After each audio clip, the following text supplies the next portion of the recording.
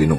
మొదటిది, కుక్క తనకు భోజనం పెట్టిన వారిని దైవంగా భావిస్తుంది కాబట్టి మనిషి వడ్డించింది ప్రసాదంగా తిని తృప్తిగా దీవిస్తుంది. రెండవది, శునకం కాలభైరవుని రూపం కాబట్టి శునకాన్ని ప్రసన్నం చేసుకునే వారికి శని ప్రభావం తక్కువగా ఉంటుంది. 3, కుక్కకు పెట్టిన ఒక్క ముద్ద వల్ల మనుషులు ఇంటికి, పంటకి, పిల్లలకి అన్నిటికీ కాపలా కాస్తూ నమ్మకంగా ఉంటుంది.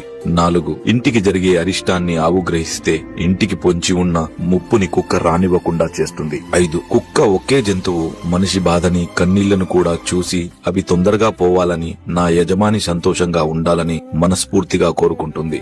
6, ఇంట్లో వాళ్ళు బయటికి వెళ్లేటప్పుడు బాధపడుతూ తిరిగి వచ్చాక ఎంతో సంతోషపడే ఏకైక జంతువు కుక్క మాత్రమే. 7, ప్రాణం పోసిన కన్నపుల్లలు పట్టించుకోకపోయినా పట్టెడు అన్నం పెట్టిన యజమాని కోసం ప్రాణాలైనా ఇవ్వడానికి సిద్ధపడుతుంది. 8, చివరగా కుక్క ఏడ్చిన ఊరు, ఎద్దు ఏడ్చిన వ్యవసాయం, ఆడది ఏడ్చిన ఇల్లు ఎప్పటికీ నిలవదని ఊరికే అనలేదు శునకమా అన్న విషయం